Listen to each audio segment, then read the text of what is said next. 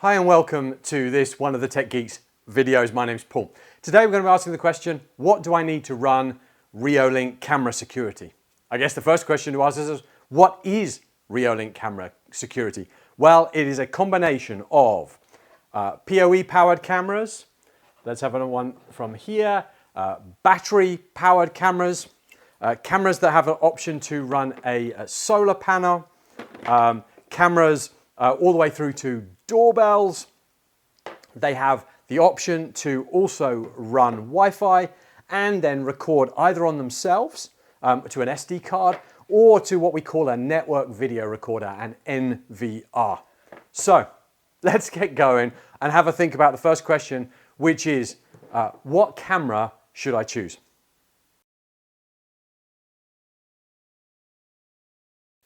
So why have we put camera choice as our first question? For most of the vendors that we do these type of videos for, we talk about how you're going to power the camera, how you're going to join them all together, how you're going to record to them.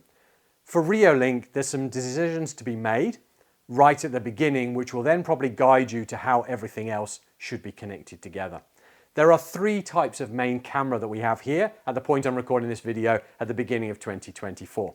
The first one being battery-powered cameras. Battery-powered cameras are literally they are powered by a battery. This is an example. This is the Argus Eco Pro. This is a wireless camera and a battery camera. So as long as you've got Wi-Fi, which we'll talk a little bit more about that connectivity, then this is in range, then this will connect to it. There are others that have got external antennas that might be more appropriate for your setup. All right, but this is battery. Great where you haven't got mains power or ability to run an Ethernet cable out to it. Questions that we get asked are, how long does the battery run for? That is a very interesting question because it depends on what it's going to be looking at. You've got to imagine that every time some movement happens, the camera has to wake up and then decide what it's going to do with that. Maybe you've set it to record any type of motion. Maybe you've set it to just record a vehicle, a person, or a pet, the three main categories of Reolink. It has to wake up, process it, and decide if it's going to record. If you've stuck this pointing down your driveway and at the end of it you've got a main road and there's cars going backwards and forwards all of the time, this is going to be waking up all the way through the day and probably the night as well. And the battery's probably going to last just a couple of days. Not a problem. You just got to remember to take this down. It's a USB-C camera, so you're going to charge it up and then go out and put it back up again. If this may be looking at a roller shutter or your garage door and that only goes up and down 2 or 3 times a day, maybe this would last for a few weeks at a time. But we'd always recommend, if you are looking at a battery-powered camera, just pay the extra. They're only about $60 or $70 for the solar panel. It's got about 5 meters of cable on it, so you should be able to pull that out somewhere that will allow it to get enough sun. And that means it's always trickle charging this and keeping it updated and that battery ready to go. That is probably our best suggestion for a battery powered camera. What is the next thing to be aware of? Well, with a battery powered camera, and there are some of these, for instance, also that have a 4G module, so you can just put in a SIM card in them, and you need a data plan to make it work. And then you can put that up without having another internet connection there. Great if you're monitoring a construction site or a garage or somewhere, you know, looking at some fuel bowsers on your farm or something where you've got internet connectivity through 4G, but you've not got anything else at that facility. What else do we have to consider about battery-powered cameras? A battery-powered camera currently, recording this at the beginning of 2024, cannot record to an NVR, a network video recorder. That means that it can only store what it records actually on the device itself. That's not a problem. As long as it's got internet access and you've got internet access, you can still view that information from wherever you are in the world. You're just going to put an SD card inside that. You lift open the flap on the bottom here and put your SD card in there. But that has one significant thing to bear in mind.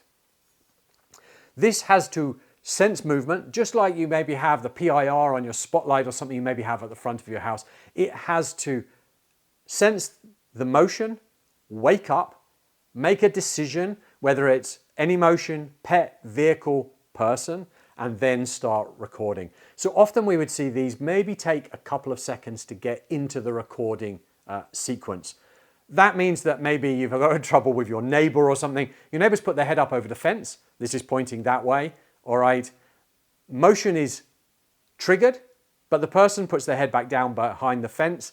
This will have started recording probably as that person's head's gone below the fence, and you'll just think that's another false trigger. So that's a downside to running battery. When you run a Wi-Fi or a PoE powered, not a Wi-Fi battery, but a PoE or pure Wi-Fi camera, they're actually streaming everything that's happening back to the NVR, although you can record on them as well, which we'll talk about in a minute. And the NVR is then dropping maybe 10 seconds before any motion happens all the way through. So that if your neighbor did put their head up above the fence, using that example again, and then back down again, the motion was triggered, but the NVR has the option to create and collect maybe 10 seconds that happened that triggered before the motion was started. And that gives you a much better reason and understanding of why it was triggered in the first place. So choosing this camera, if you're thinking about battery, you want to think about how long the battery needs to run for. You need to be aware it would be really good probably to add it to a solar panel to make that more useful. And then you need to just be aware that it's probably going to take a couple of seconds for this to power up and start recording. So you just need to be aware, will that give you or capture enough of what you need? Then we're going to look at the next type of camera, all right, which is a wireless camera. I haven't got an immediate example to show you, but I will show you this one, which is a CX410. There's a wireless model of this coming out very shortly. It's got two antennas that stick on the top of this. It needs to be with inside wireless range. So we haven't covered that in the battery one, so probably worthwhile covering here. Having a more powerful wireless access point will not fix your wireless problems. For instance, wireless does not travel through metal. It does not travel through wood and dense materials well, like concrete and bluestone and things like that. So just getting a camera with Wi-Fi is not going to fix your problems. It still needs to have a good wireless signal. So one of the key things that you need to work at is making sure that you have a good outdoor wireless provision, maybe a good wireless outside access point if you're trying to do Wi-Fi. Your phone will probably give you better Wi-Fi reception than many wireless devices. So if you can go and stand out with your phone and get really good reception, then you'll probably find a Wi-Fi camera can get medium to good connection. And that's a good example of whether it's going to work. The ones with external antenna are going to give you greater distance as well. So normally in a box when you buy the Wi-Fi camera, you have a power pack, a mains power pack. So you have that option to be able to power that camera. Some of them have the option to be powered directly by 12 volts. So maybe you could put this somewhere where you've got a battery or your solar array or something like that. But you do get a mains pack in it. Generally has about 4.5 meters of cable with it. And all it needs to be done is have mains power. It will have an Ethernet cable on it as well, which you can use if you want to Ethernet that cable back and just use it because you want the mains power. This is a non-wireless one, but it can be mains powered as well. So you need to have, if we're doing a wireless camera, all right, you have two options again with a wireless camera. I can record on the unit itself, or I can record onto the NVR. Same principle happens with the battery that we had before. If we're recording just onto the SD card, then remember there are those couple of seconds of wake up, all right, before it starts the recording, because it can't record everything all of the time onto the SD card because that will fill up too quickly. So if you want to get, before the action happens, you want to have an NVR. So the wireless ones will record back to an NVR. That NVR needs to be on the same network. And you've got to put the NVR back in your house if you like, and these are going to be put out on your shed. So as long as they get a strong wireless signal, they will then connect back and stream their data back to the NVR.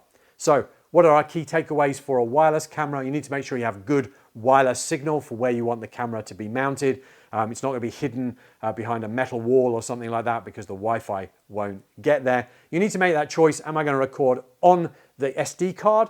Same limitations of the battery. It's going to maybe take a couple of seconds before it starts recording.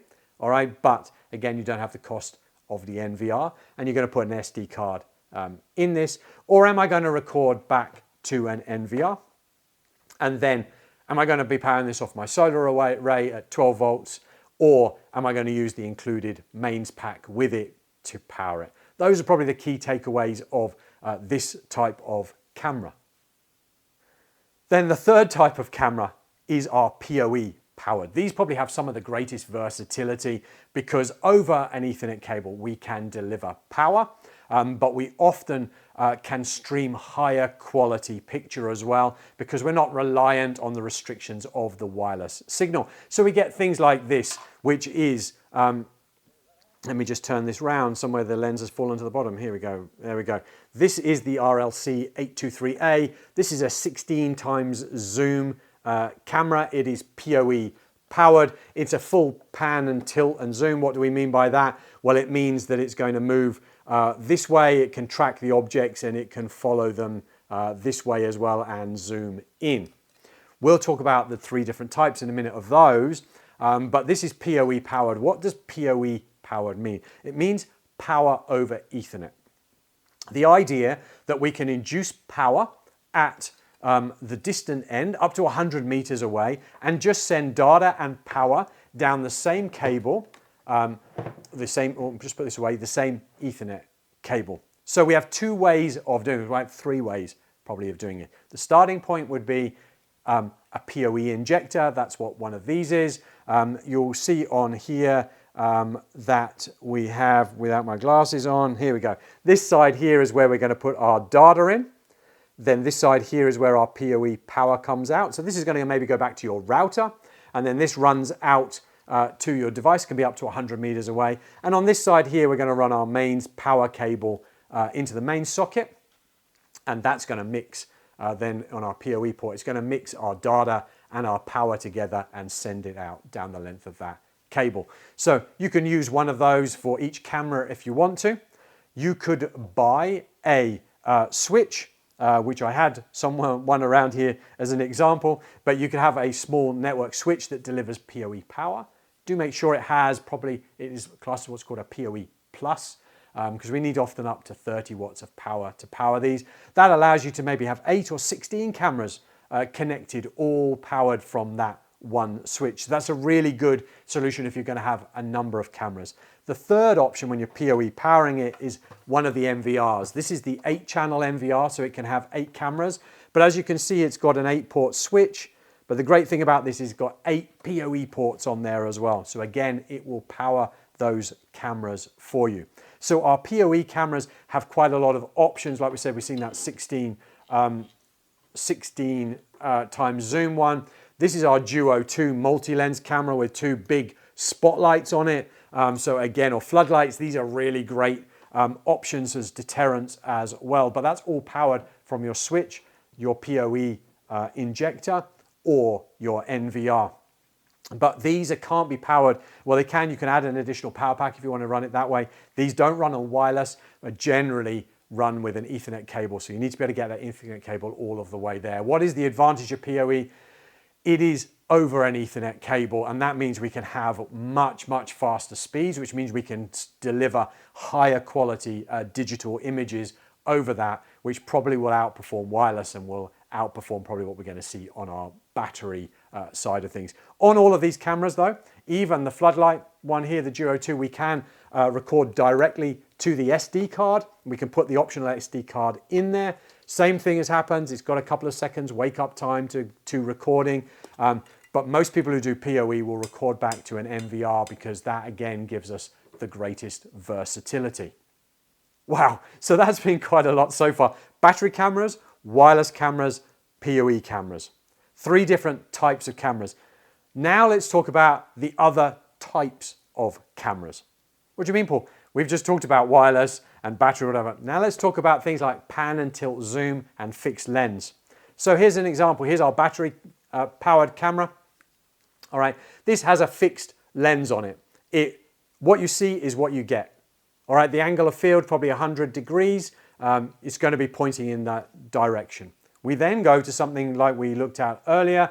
So this 823A, which is what's called a pan tilt zoom. The whole idea that this device can move around and track an object both almost up to 360 degrees, and that it can rotate almost up to sort of 90 degrees this way. Again, gives us great versatility on a pan and tilt, because as an object comes into sight, the device can then track and follow it.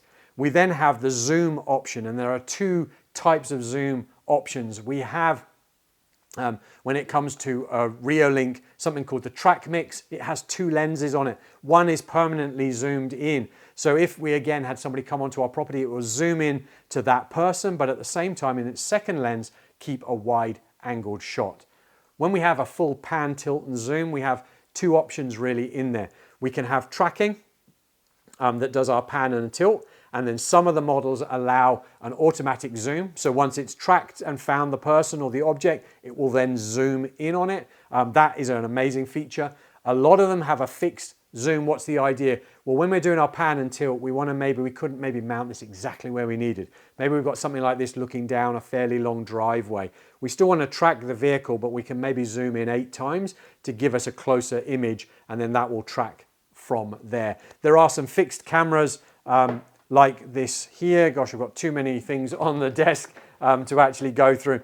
Like this CX10 here, all right, that again has a fixed image. There are some of the other ones that are slightly bigger than this that have a zoom in them that again you can zoom in. So we're really looking at, do you need a pan, tilt and zoom? Do you just need a fixed lens like this? Or do you need a zoom in it that's still fixed? So you're going to mount it on a wall or whatever pointing, but you need to be 2 or 3 times closer to the object to maybe get that registration number or the person in the vehicle, and you can use that zoom feature to get you a little bit further. So that was our pan, tilt and zoom. Then do we want night vision or color night vision? All of these cameras have infrared IRs on them. What does that mean? You've probably seen that sort of grey pink picture that we get when it's gone dark. We can sort of see in the dark. We're now starting to move to a slightly different way of doing it. This type of camera here has an LED on it that it can turn on, all right, and now it can illuminate the subject in front of us. And we've started to see the introduction of what we call color night vision. Really what it is putting a big spotlight on you, and now I don't need to have infrared because now it's daytime. This is a great option. Obviously it is pretty intrusive, but could be quite a good deterrent as well. We then see things like this CX410 and coming soon I think there's an 8 model of this as well. What we see in here is we see a much more, whichever way it is, I can't remember how you determine it, you actually see a wider aperture, which means that it can absorb more light. This has an aperture of 1. So actually, in fact, this is going to see way better than your eyes can ever see in that current light. So even though this has got IR sensors or detector LEDs, and it's got white LEDs, because its aperture is so large, it is able to absorb more light. So we get even better color night vision without the need to illuminate the subject as well. So that's probably something else you've got to consider when you're looking at cameras. How far do I need to see away from it? Do I need it? Am I happy with it if it just brings an LED on?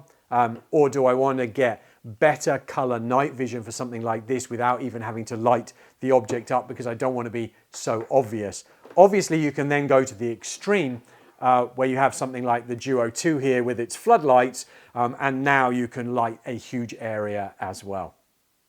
Then we come probably to the third type, which we would call dual lens. This is the Duo 2. It's got 2 lenses here.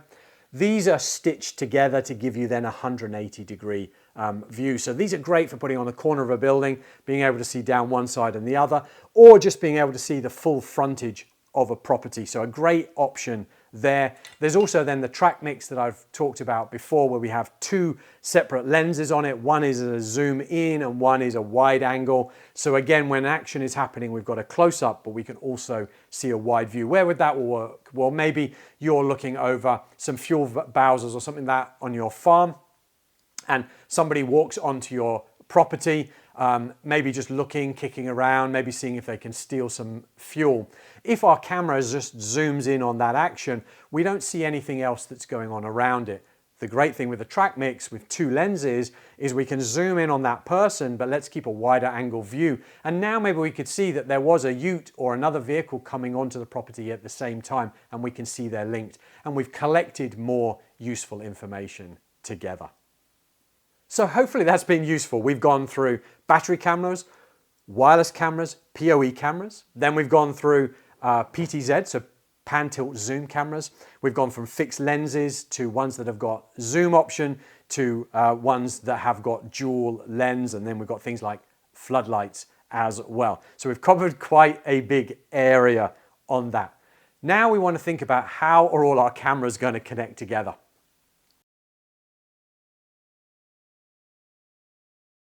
If we've got our battery ones, those are just wireless, or maybe 4G if you're going to put a data SIM in some of those as well. So like we talked to before, we need to make sure we have a good wireless network to make it work. If we're going to use PoE cameras, then we want to link all of those together, ideally from a PoE switch or the PoE injectors that we talked about, or plug them all back to an NVR. Remember, that NVR does not have to be in the same location as all of your cameras. So maybe you had all those cameras on a shed. You could then run those cables back if you wanted to into a network switch in the shed, and then that switch cable could run back to your property or even over a wireless bridge connection, and then have your NVR in your house nice and secure. So you will need a network switch. Reolink have released a network switch, but any PoE Plus switch that does 48 volts will power these. Or if you don't use a PoE Plus switch, like we said, you can power them with a mains power adapter or with a PoE injector. So that's probably your next thing that you've got to think about. What am I going to connect them to? Is it going to go to a switch, or is it going to go to an NVR? Because we've talked about the fact of recording on these, so that bit's probably fairly simple and straightforward. If you've just chosen your camera and you're going to record on the camera, then you've pretty much got everything that you need to know at this stage. And so we will talk just a little bit at the end of the different ways to view all the content that you've got on them, but this next stage is probably not needed for you. If you're going to have purely wireless cameras or PoE powered cameras and you want to record that data ongoing and not on the devices, then we're going to talk about the NVR and how that works next. So an NVR, a network video recorder. All of Reolink's cameras do support the open standard, so you can technically use them with a different NVR, a different manufacturer's one. Sometimes people use it with your NAS as well. You won't get all of the functionality because some of it is proprietary. So I would, if you can, buy a Reolink NVR. There are currently 3 in the range. There's a 4th one coming in some other derivations, which I'll talk about shortly. But you tend to buy an NVR based on how many cameras you need it to support and the hard drive space. At a starting point, you have this, the RLN 410. This has I think a 2 terabyte hard drive in it, probably upgradable to about 10 terabytes. You'd open it up and replace the hard drive yourself if you wanted to get more storage. For 8 cameras, 2 terabytes is probably good for a month to 2 months, depending again how active they are. This is essentially a little mini computer. There's very little going on in it. We've got our 8-port switch over here, this side even where my hands are. All right, so this is where we can connect all our cameras and power them via PoE. And then really over this side here, we have everything that we could connect to a TV. We have an HDMI output. We have a normal VGA. How does this work? Well, actually, in fact, we can plug a mouse into the front here. All right, our HDMI into the back, where is that? That one there. And now on our screen, we can actually, in fact, a lot of the configuration is done. You can do all of that configuration, and you can also display multiple of those cameras at the same time. So some people will put this at the same place where they've got their smart TV box or whatever, and just plug it into another HDMI channel on their TV. And now they can flick and see all how the cameras are going. Then the only thing you're left to do here is this LAN port here. This LAN port here is going to connect to your current router that you've got, and that's how it's going to have internet access. So once you've chosen an NVR that works, so there is currently the RLN 410, which can carry 8 cameras. Then you've got the RLN 410, which I think maybe has a 4 terabyte hard drive and can carry 16 cameras. And then you have the RLN36. That doesn't have any PoE ports. I think it only has 4 switch ports in it, but you can put your own hard drives in it and can support up to 36 cameras. There is a wireless model of these coming very shortly. So again, it can actually not only just be a switch, but it can actually do wireless for you as well. We haven't been able to test that yet, but it should be a good model to look at in due course. So let's have a reminder of why an NVR is good. An NVR is essentially taking the stream of data permanently from all of your cameras. So let's take that analogy we talked about at the beginning. We talked about a neighbor who put their head up over the fence. This is receiving that permanent footage all of the time from the camera that's looking at that portion of the fence. And it's going, all right, has any action happened in the last, I don't know, 8 seconds, depending on how you've configured the unit? No, it hasn't, delete it. And it keeps doing that until an action happens. When that action happens, it obviously keeps the recording, but it keeps the 8 or the 10 seconds or the 15 seconds before it happened. And now you'll actually see what triggered the motion. You can see your neighbor's head pop up over the hedge. You can see it start to record, all right, and it can then carry on recording after the event as well. So that's the advantage we've got with an NVR. We have more data traveling around our network, which is something to be aware of because all of the cameras are streaming back to it at the same time. But obviously, we are now using that data and we can see things that happened before and afterwards. So now we've really covered everything from the cameras to basically how are you going to connect those together, whether it be wireless or PoE or even using a data SIM. How are you going to record that onto the SD cards or onto an NVR? Now let's just talk about how we're going to view all of that information that we've now recorded.